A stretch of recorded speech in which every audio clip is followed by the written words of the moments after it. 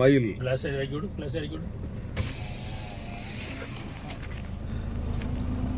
தூத்துக்குடியில் திருச்செந்தூர் பக்கத்தில் எவ்வளோ பெரிய மயில் பாருங்க ஓடுது.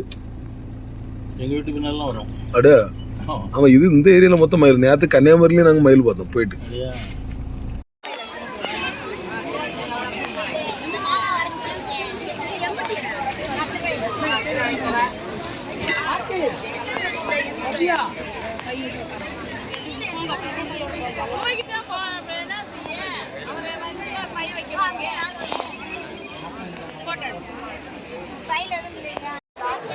திருச்செந்தூர் கடல் பகுதி இது.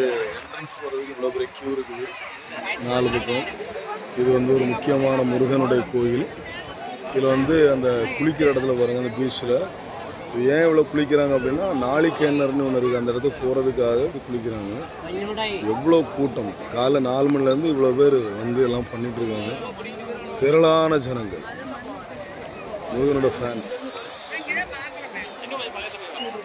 குளிச்சுட்டு இது பண்ணுறதுக்காக ஒரு கியூ நடக்குது பாருங்க. எவ்வளோ பெரிய கியூ,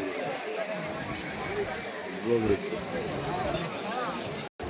இதுதான் என்ட்ரன்ஸ், திருச்செந்தூர் கோயிலோட என்ட்ரன்ஸ்.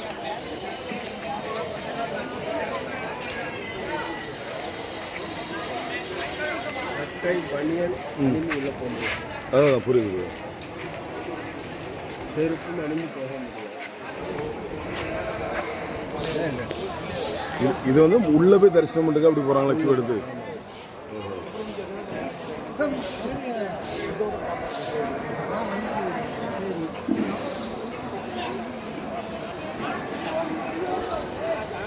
அந்த முருகன் தான் இப்போ சோழ ராஜாக்களுடைய தலைவனோ? முருகன். இது மண்டபம். இந்த மண்டபத்தை ஆயிரங்கால மண்டபம் சொல்லுவாங்க. ஆனால் இது ஆயிரங்கால் இல்லை, நிறைய வேலை நடந்துட்டு இருக்கனால உள்ளே போக முடியல. ரிட்டர்ன் போகும்போது இப்படி தான் போகலாமா?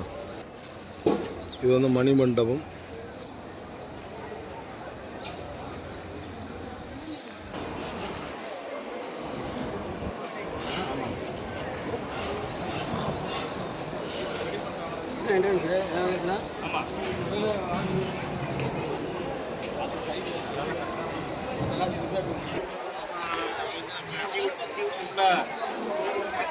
கப்பல் தெரியுது பாருங்க, அங்கே இருக்கு கப்பல் கடலுக்குள்ள.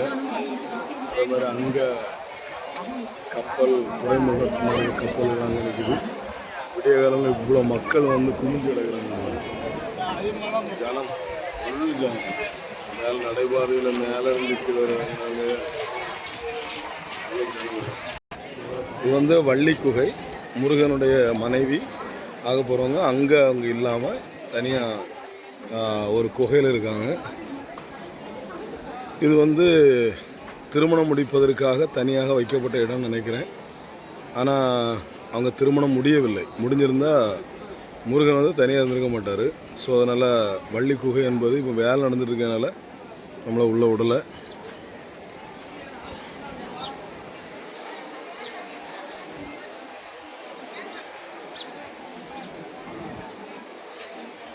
காரியம் என்னென்னா, இந்த திருமணம் நடக்கக்கூடிய அந்த இடம் இங்கே முக்கியமாக இருக்குது. இந்த இடம் தான் திருமணம் நடக்கக்கூடிய இடம். இது யாகம் செலுத்துவதற்காக உருவாக்கப்படுற புதிய இடம். இதுதான் ஒவ்வொரு நாள் யாகம் பண்ணுறதுக்கு பண்ணுறாங்க. இது திருமணம் முடிஞ்சோடனே சாப்பாடு போடக்கூடிய ஆயிரங்கால் மண்டபம். இப்போ எல்லாம் பொருள்களும் வச்சுருக்கு. வரங்கள்லாம் ஆசிரியக்கிறதுக்கு ஒரு யானையை வச்சுருக்காங்க. இங்கே இந்த யானை வரவங்களாம் தொட்டு தொட்டு ஆசிரியக்குது.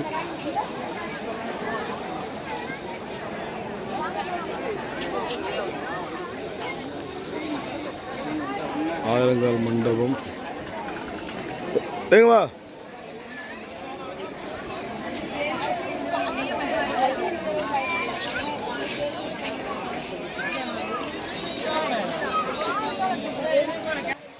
Front stage.